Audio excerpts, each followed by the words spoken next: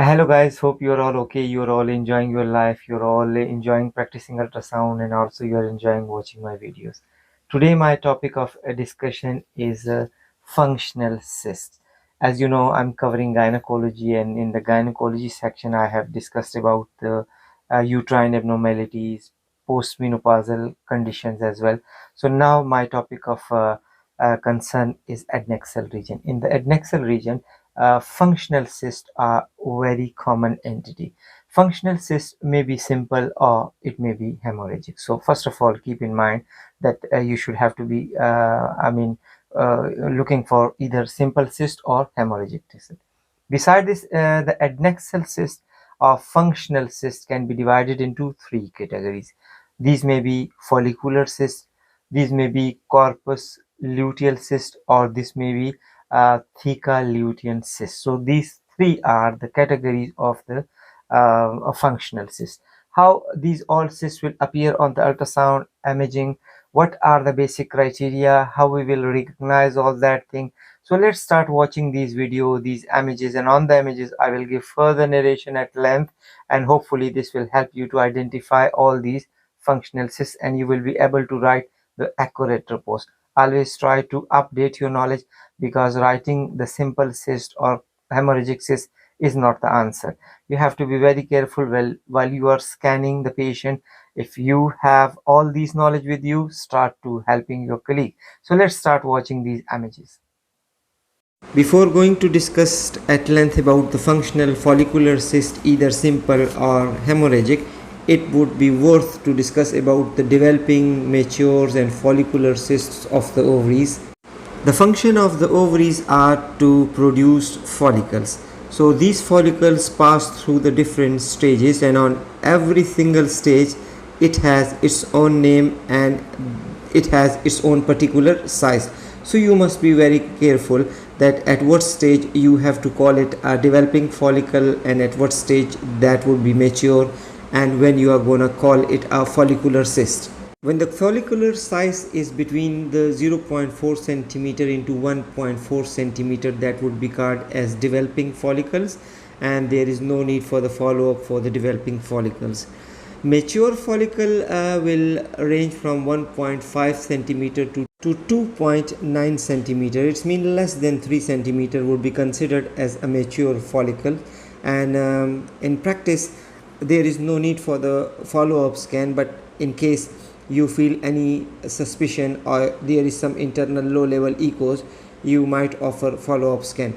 Follicular cyst applies when the cystic lesion is greater than 3 centimeter. That would be considered as follicular cyst. Or in other words, we can also apply a terms of functional follicular cyst as well. If it is simple, so that would be simple, and if you could see low level internal echoes within the lumen, so then it would be called as hemorrhagic cyst. Hemorrhagic cyst has different radiological appearances. On the sonography there will be different patterns, so you have to be very careful because there are multiple patterns. So these are all hemorrhagic cysts, how they will look on the ultrasound imaging, and how we will write the conclusive report. But before going to start and to discuss about the hemorrhagic cyst, let's have a look for the simple cyst and criteria of the simple cyst. After that we will discuss about the hemorrhagic cyst at length.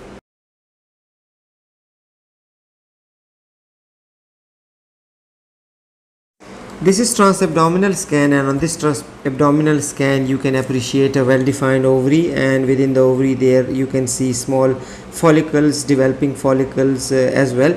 This is simple cyst.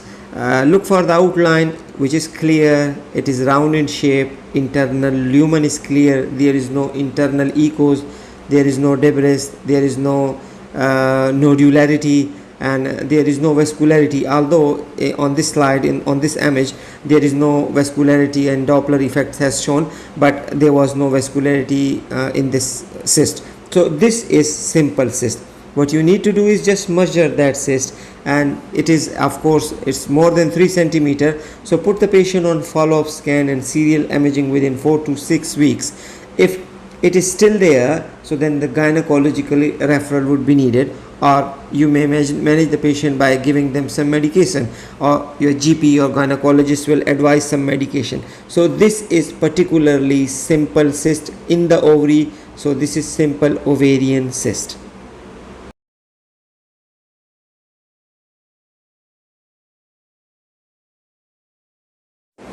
This is transvaginal scan, and on this transvaginal scan you can appreciate a well-defined round echogenic lesion, which is actually hemorrhagic cyst, and that would be called as acute hyperechoic hemorrhagic cyst.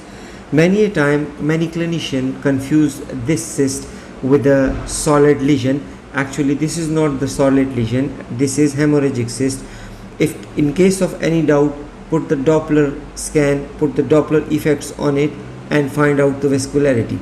There will be no central vascularity because it contains hematocrit, it contains hemorrhagic content. So because of the hemorrhagic content, it appears as echogenic. That's why the term acute hemorrhagic cyst is applied on this cyst. This type of cyst is a bit confusing on the transabdominal scan, so therefore you need to go through the transvaginal scan, because on transvaginal scan sometimes you can see swirling blood flow within the lumen as well, and with the slight compression the blood will move back and forth. So this would be another example of the hemorrhagic cyst. So make sure that you apply Doppler imaging, Doppler effects on it to confirm the vascularity. If in case of vascularity, it means it would no longer be hemorrhagic cyst, it would be soft tissue mass, or it would be any other solid lesion. So before going to confuse yourself, must apply the Doppler imaging and Doppler effects on that. And if there is no Doppler and the patient history is pain and patient has already been through this process, or there is a history of developing hemorrhagic cyst, so you can straight away take the measurement and write on the report that the diagnosis is suggestive of acute hyperechoic hemorrhagic cyst. Have a look to this another slide. This is again an acute hyperechoic cystic lesion mimicking as a solid cyst. So if you are doing transabdominal, so you won't be able to pick this type of a cyst, and you might mistake this for a solid mass. So it is better always to go for the transvaginal scan. On the transvaginal scan, it will help you a bit to differentiate between the solid and the cystic lesion. This is actually cystic lesion, but because of the hemorrhagic content, it's look like solid. So put the Doppler on it, and if there is no signal in that and there is no vascularity there, so this is definitely a hemorrhagic cyst. Beside this, ask the patient, take the history, there will be a painful. Hemorrhagic cyst usually happens to be very painful, and during the scanning with a little or minimal compression, patient feel discomfort. So this would be hemorrhagic cyst. So in the last image you have seen again acute echogenic hemorrhagic cyst. This is another example of the acute echogenic hemorrhagic cyst. So these two are the cystic lesions, these two are under the category of complex cystic lesion, but there is a particular name for that, and that is hemorrhagic cyst. So this is again transvaginal scan, and you might have not seen this image before because it has a very particular appearances. If you concentrate, so you will be able to see there is vascularity, but mind you, this vascularity is not within the cyst. This is called as peripheral vascularity, or it is also called as peripheral ring of vascularity, and in radiological term it is called as ring of fire. This is classical example of hemorrhagic cyst because it is surrounded by highly vascularized area, a highly vascular area is supplying to this cyst, and inside the lumen there is hemorrhagic contents. Clinician may confuse with this as a solid mass having a peripheral vascularity. This is another distinguishing feature. You have to be very careful before you are gonna label this case as a solid mass having peripheral vascularity, which is not the true.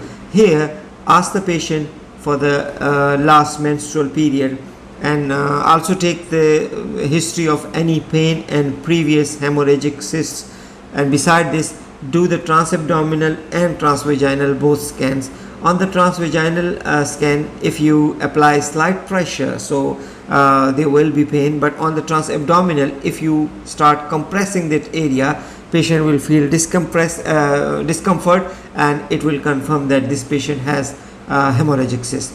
The best protocol is look for the follow-up scan. Advise post-therapy follow-up scan within 4 to 6 weeks, and if it is resolved, fair enough. If not, so then you can advise further imaging to confirm it whether it is truly a hemorrhagic cyst or some other solid lesion.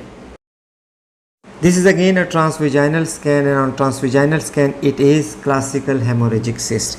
In this classical hemorrhagic cyst, look for the surroundings.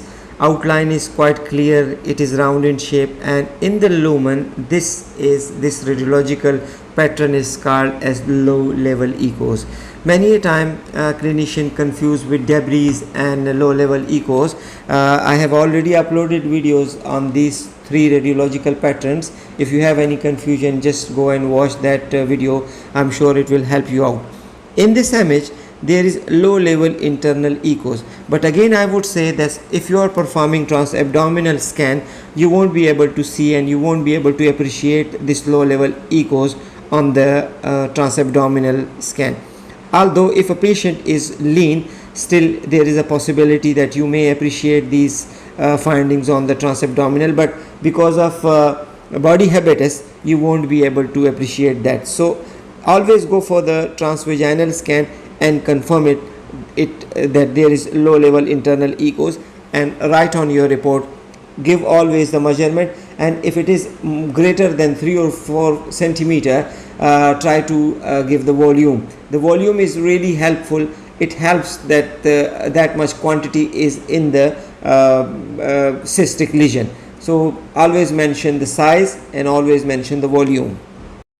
Just focus on this transvaginal scan, and on this transvaginal scan again this is a hemorrhagic cyst.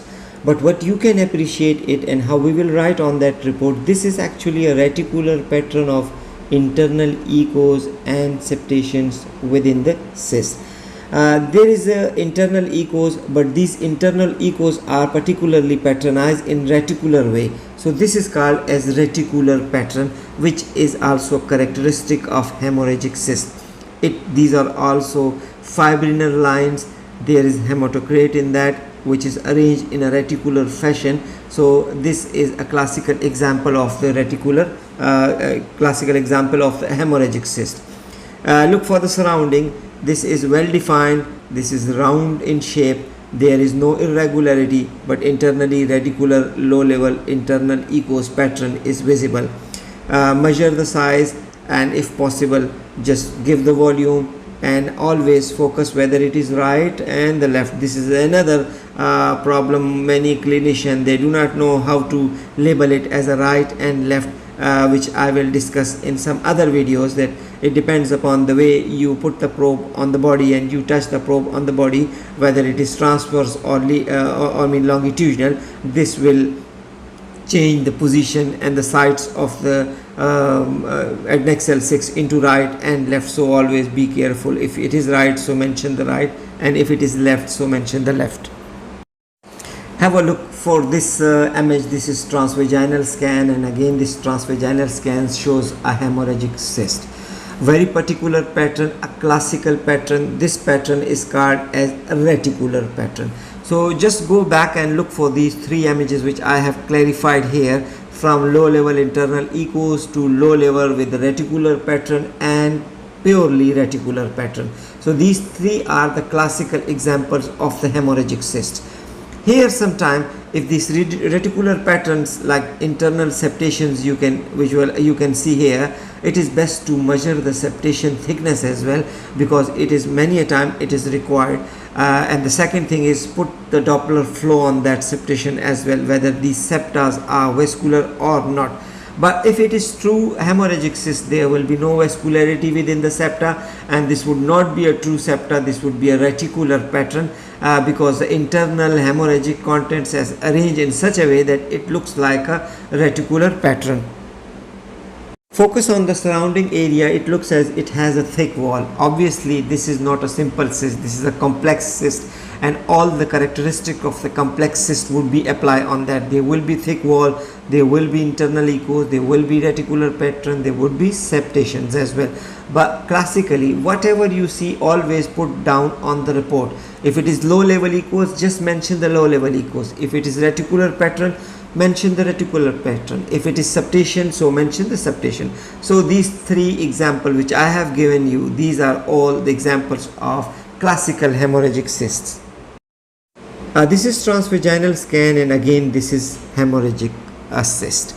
In the previous hemorrhagic cyst, I have already shown you acute hyperechoic cyst. I have shown you 3 slides, and then after that I have also discussed and shown you the low level internal echoes with the reticulation pattern and septation pattern. Now the next focus on this slide, this image shows a clot retraction. This is basically clot with having some clear fluid in the surrounding area. So this is again a hemorrhage cyst, but this is a clot retraction. Many a time there will be a clot within the lumen, along with the low level internal echoes, along with the septation, along with the reticular pattern. But sometime if it is chronic, and you will be able to appreciate the clot formation, but that clot would be in a retraction shape. This is the example of retracted clot within the lumen, and this is hemorrhagic cyst. This is again a transvaginal scan, and this is again an example of retraction clot. Here you can see that clot is confined to the left sided wall, and the right sided area shows a clear fluid. So this is a classical example of a retracted clot within the lumen, and this is a hemorrhagic cyst. This may give rise a suspicion of dermoid cyst, but this is not dermoid cyst. This is all hemorrhagic contents. This is all blood clot, although the differential may include dermoid cyst, because in the dermoid cyst this type of appearance you may see or you may come across. But especially in this, I'm going to show you the different patterns of the clot retraction. So this is the second example of the clot retraction. Clot might appear in different echogenicity. Maybe it appear as a hypoechoic, sometimes it will appear hyperechoic, but the surrounding clear fluid level will show you that this is clot. This is another transvaginal scan, and on this transvaginal scan you can also appreciate a clot within the lumen. This is also retracted clot, but this is basal dependent. In the surrounding area you can still appreciate low level internal echoes, which are actually hematocrit, which are blood products, and this is hemorrhagic cyst. Finding hemorrhagic cyst is quite confusing, because if there is low level echoes or internal reticulation or septation, this will give the differential of dermoid cyst, because in the dermoid cyst, if there is hair products, so hair lines will appear like a reticular pattern and septation as well. And if there is a dependent clot, so this will also look like a piece of tooth or any other skin appendages. So this will again make you confused with the dermoid cyst. So it is better to take the history. If the patient history suggests this is likely hemorrhagic cyst, and patient have previously experienced hemorrhagic cyst, then fair enough. If in case of any doubt, the one important differential which would be included here is the dermoid cyst. So you can include dermoid as a differential. Yes, friend, this was all about functional follicular cysts. Hope there will be no difficulty left, and you will be able to pick all these points on the ultrasound imaging. You will be able to write the exact and accurate report, and you will apply all these knowledge on your report as well. With some other videos, we'll see each other. Till then, take great care of yourself. See you then. Bye bye.